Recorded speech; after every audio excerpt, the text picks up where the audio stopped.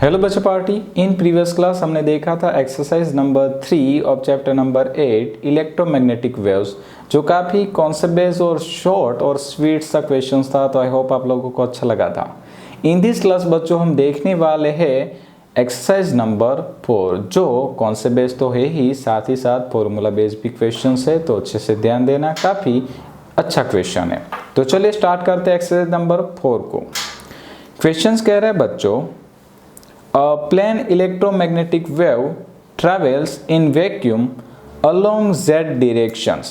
मतलब कि हमारा जो वेव्स है बच्चों वो z डायरेक्शन के अंदर प्रोपोगेट हो रहा है। What can you say about the direction of its electric and magnetic field vectors?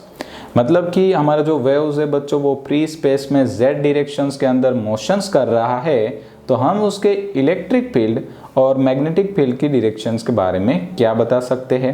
तो सबसे पहले नोट करिए बच्चों कि कोई भी इलेक्ट्रोमैग्नेटिक वेव्स होता है उसमें इलेक्ट्रिक फील्ड, मैग्नेटिक फील्ड और प्रोपोगेशन ऑफ लाइट्स है तो प्रोपोगेशन ऑफ वेव्स, ये तीनों के तीनों एक दूसरे के परपेंडिकुलर होते हैं।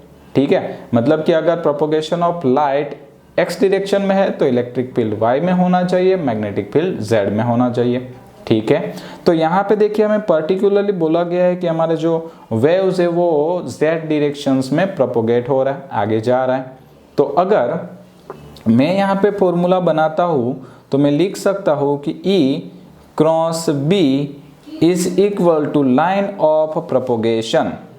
ठीक है, लाइन ऑफ प्रोपोगेशन यानी कि जिस डायरेक्शन में आगे बढ़ रहा है वो। तो यहाँ पे हम लिख सकते हैं E cross B is equal to line of propagation. और देखिए बच्चे लोग, हमें बताया गया है कि E क्रॉस B, अब लाइन ऑफ प्रोपोगेशन कौन सी है, Z डायरेक्शन है, तो मैं यहाँ पे लिख सकता हूँ K कैरेट। और अगर इन वेक्टर फॉर्मेशन मुझे इस फॉर्मूले को करेक्ट करना है तो मुझे यहाँ पे नोट करना होगा I caret cross J caret is equal to K caret. ठीक है, अगर मैं इस फॉर्मूले को इसके साथ सिमिलर करता हूँ तो ये फॉर्मूला एकदम करेक्ट हो जाएगा। तो यहाँ से देखिए मुझे पता चल रहा है कि इलेक्ट्रिक फील्ड की जो डायरेक्शन है वो x डायरेक्शन में होगी, मैग्नेटिक फील्ड की जो डायरेक्शन है वो z कैरेट यानी कि y एक्सिस की डायरेक्शन में होगी। तो नोट कर लीजिए बच्चों, electric field is in x axis direction and magnetic field is in y axis direction. Right है बच्चों, समझ में आ गया सभी लोगों को। तो मैं यहाँ पे नोट कर देता हूँ, electric field E is in x axis direction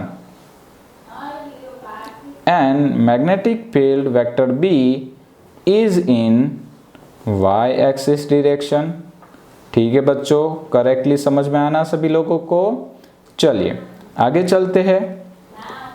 फिर कहा था, if the frequency of the wave is 30 megahertz what is it's wavelength. मतलब कि हमें यहाँ पे दूसरा इक्वेशन दिया है जिसमें दी गई है फ्रीक्वेंसी 30 मेगाहर्ट्ज। देखिए बच्चों, मेगा यानी क्या होता है, 10 की पावर 6, 10 की पावर 6 हर्ट्ज फ्रीक्वेंसी दी है और हमें वेवलेंथ फाइंड आउट करने को बोली है।